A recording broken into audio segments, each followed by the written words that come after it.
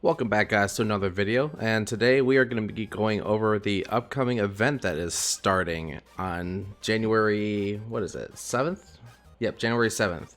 Let's see, it's going to be called the Season of Heritage Mountains of Power event. As of the time of this recording, it is going to be tomorrow when it comes out.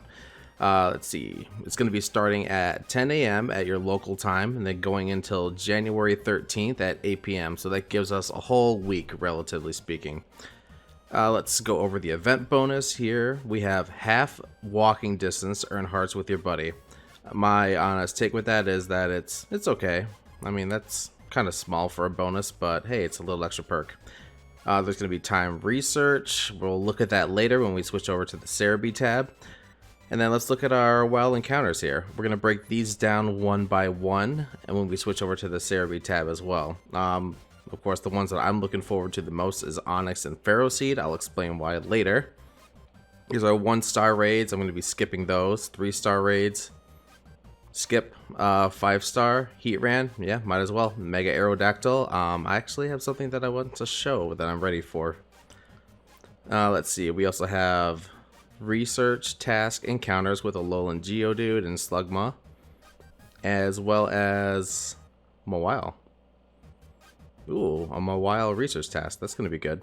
Tab, let's go ahead and look at each Pokemon one by one to see which ones we're going to be going for this event.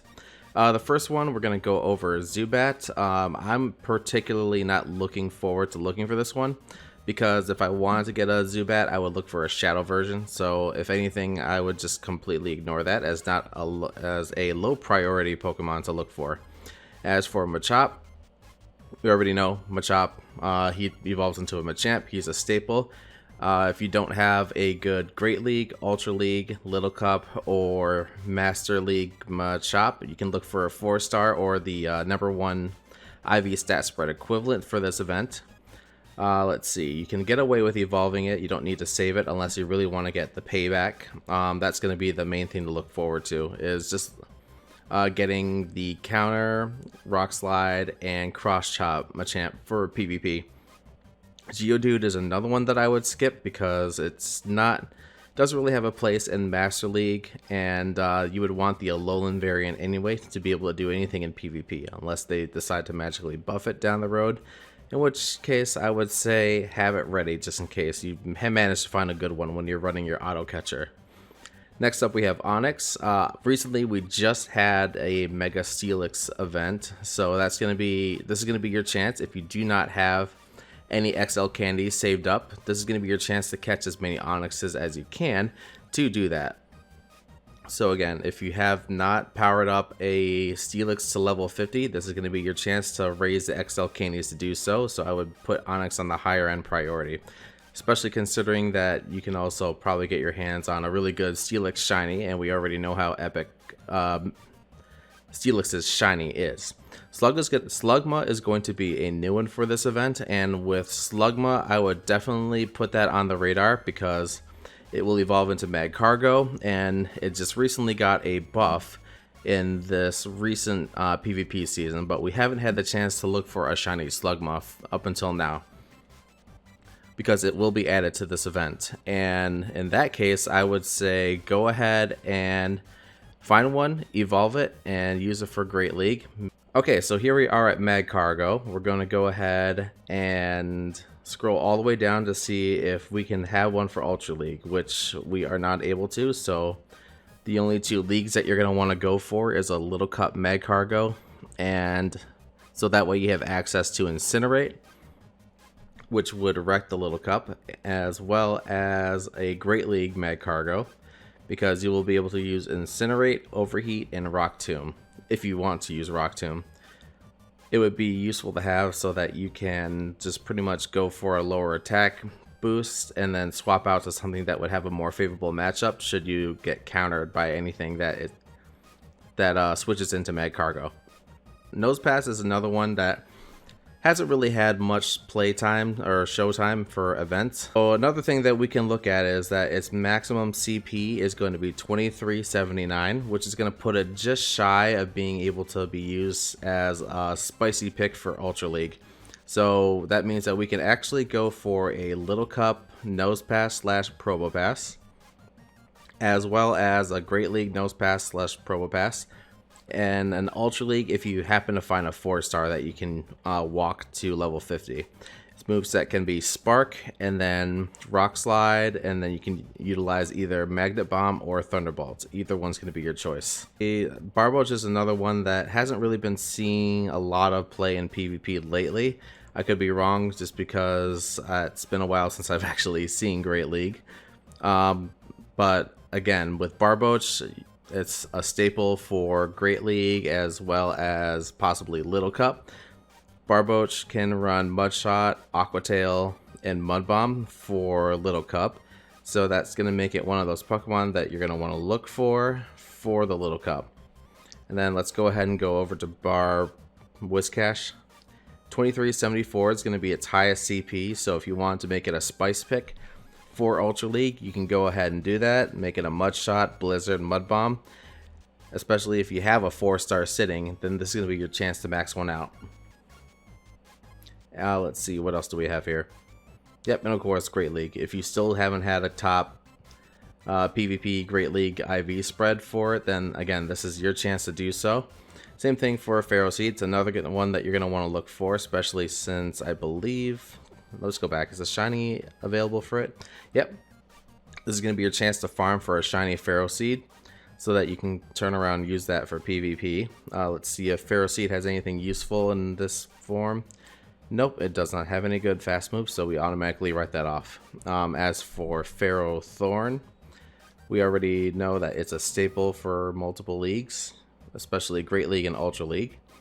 And in Great League, again, you're going to want to use Bullet Seed and Power Whip as a stable moveset, and then you can use a combination of either Flash Cannon, no, not Flash Cannon, that's kind of meh, Acid Spray, Thunder, or Mirror Shot based on what type of team you're using. And that's going to be the same thing for Ultra League as well. If you want to use it as a pivot, Acid Spray is going to be good. Mirror Shot, it's going to be good for countering the numerous fairies. And Power Whip, it's going to be its staple move. It's going to be useful to have this Pokemon, especially in Ultra League, because of the fact that we have Swampert running wild in that league. And of course, we also have Azumarill to deal with. The main thing you're going to have to be mindful of is the fact that you're also going to be dealing with Talonflame, so having either Acid Spray or Thunder as a second move can prove helpful so that you can defend yourself against Talonflame. So yeah, that's another one to look for if you're a PvPer. Next up is Mega Aerodactyl.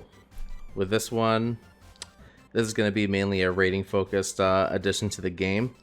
I'm actually really excited for the Mega Aerodactyl raid because I've had a 15-15-14 Aerodactyl that's lucky and shiny sitting in my inventory for like 2 years now. So this is my chance to finally Mega Evolve it. So that's something I'm going to be looking forward to. Pause. Okay, so finally we have our event-specific raid battles. Out of all of these, I would skip Geodude, I would skip Onix, Beldum, as well as Bronzor. You can find those in the wild easily, as well as Ursaring, Donphan, and Medicham. If you're going to have a free pass, personally, I would just use it on Absol if you are not able to group up with anybody. The main thing that I would do as far as raid pass priority would be to get the Mega Aerodactyl energy, so that you can max that out. And then once that's done, then you can use your free raid passes if you're not able to raid anybody to do Absol. But then we could finally switch over to Heatran. And of course with Heatran, there's going to be no new additions to it being rotated back into raids. So it's going to have its shiny, obviously. And then it's going to still have Fire Spin and Bug Bite, as well as Fire Blast, Iron Head, Stone Edge, and Flamethrower. It's not really getting a good place in PvP right now just because fire is not really lucrative. Doesn't really do super effective damage against much, so this is kind of like a backup raiding Pokemon. You can probably find something for it, but ground types are running wild so much in PvP that you can't really do anything to protect it in Master League. But again, if I were going to have one, I would do Fire Spin, Fire Blast, and Iron Head for PvE rating. And then for PvP, I would personally do Fire Spin, Fire Blast, as well as Stone Edge. Stone Edge would just be like an extra coverage move, and then Fire Spin is going to be its best charge move because Bug Bite, meh. Flamethrower, actually I would probably use Flamethrower over Fire Blast unless you wanted to go for a spicy pick.